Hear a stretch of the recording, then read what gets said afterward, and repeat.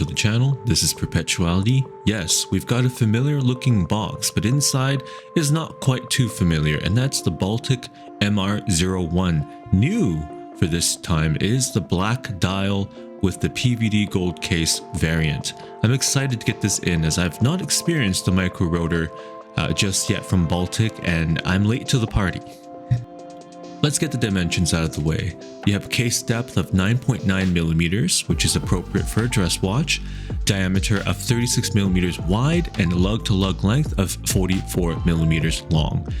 Those of you that are familiar with the Baltic brand know that the MR01 micro rotor has been out for about 2 years now. I can't believe I'm saying that. 2 years since the release of the original micro rotor from Baltic. Time sure has passed. The Micro Rotor 01 in PVD Gold is one of 3 resplendent gold releases from the Baltic brand. You have the HMS 002 Art Deco dress watch, and you have the Bicompact 002 chronograph included in this batch of releases. All 3 of the releases range between the price of €385 to about €585, and that means that they are positioned well, being that they are PVD gold, giving you the look of gold without that solid gold price.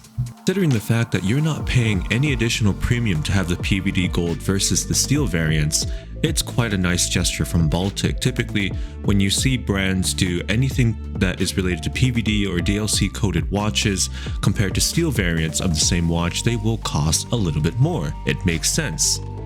That is because it's an additional manufacturing process that may necessitate additional tooling and equipment. This leads us to the best part of the watch that is a big departure from its cousins, and that is that black enamel-like dial. It offers high reflectance, brings in light to the wonderfully high polished applied breguet-like numerals that is paired with the delicate slender leaf-like hands. This is a very attractive dial that harkens back to the early days of the dress watch. You have the off-center small seconds, which remains a charming visual delight to fill out the dial nicely, making good use of the dial real estate not to overpower the face of the watch. The printing itself is sharp and the typography is attractive. The black dial has that 1930s look, and I find that with the breguet style of numerals and the hands, combined with the gold PVD case, it is a match made in heaven. It looks wonderful. It suits the aesthetic that Baltic is going for, more so than the other variants, in my opinion. Numbers and figures on a piece of paper stating dimensions only suggest how a watch should wear, but how the MR01 wears on the wrist is down to its very flat case profile and long lugs. This translates to a watch that will naturally wear larger on the wrist. In the real world, my wrist is about 6.5 inches all the way around, and in terms of its overall footprint, the watch wears more like a larger 36mm. I'd even say push the boundaries for a 37-38mm watch. It is important to note that the case of the MR01 is bespoke to the watch and not shared among its siblings. This means that when we look at the top of the case, it has this very flat bezel profile, which lends into making the watch appear larger than it normally is. Also, with the high polished surface treatments that are PVD gold coated, one does wonder, how will this hold up to the test of time? Most watches have between 0.25 microns of thickness to 5 microns of thickness of PVD coating. Of course, the thicker the coating, the longer and more hard-wearing the coating will last.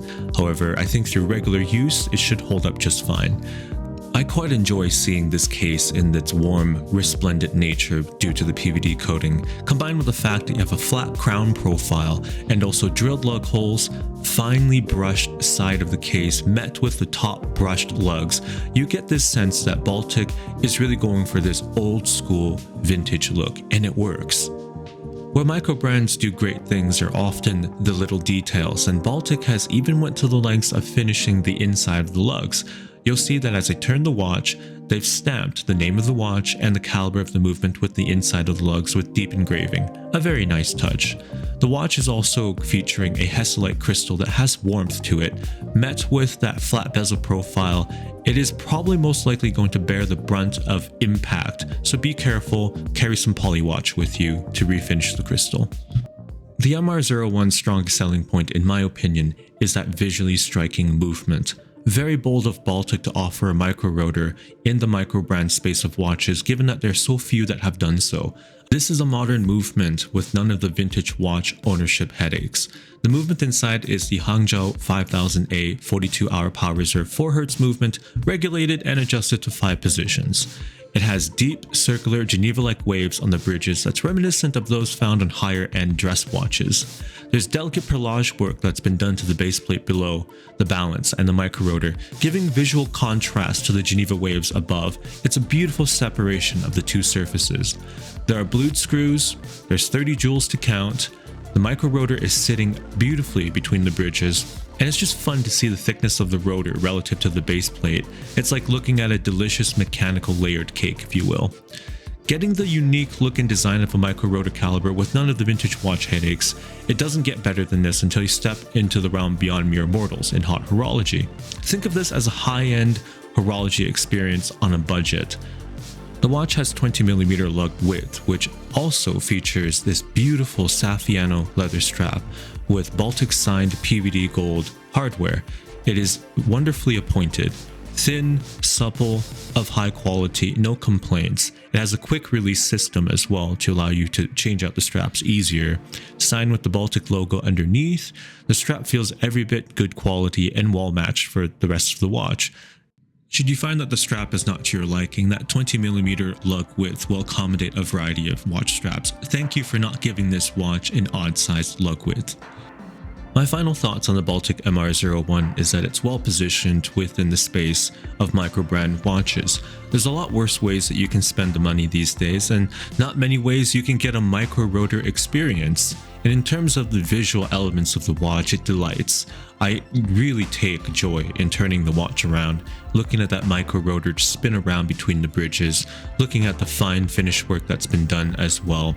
It certainly gives you an experience, and I think that's what watch collecting is all about, getting that experience. So with that said, the watch is far from perfect.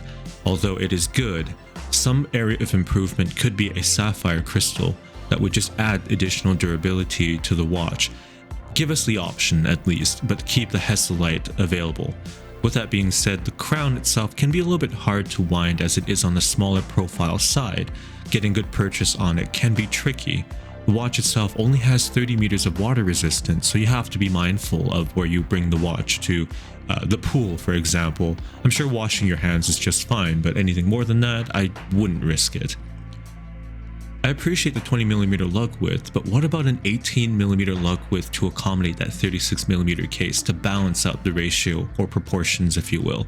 Thank you so much for joining me today. If you liked the video, please like the video, subscribe, comment, and I will catch you in the next one.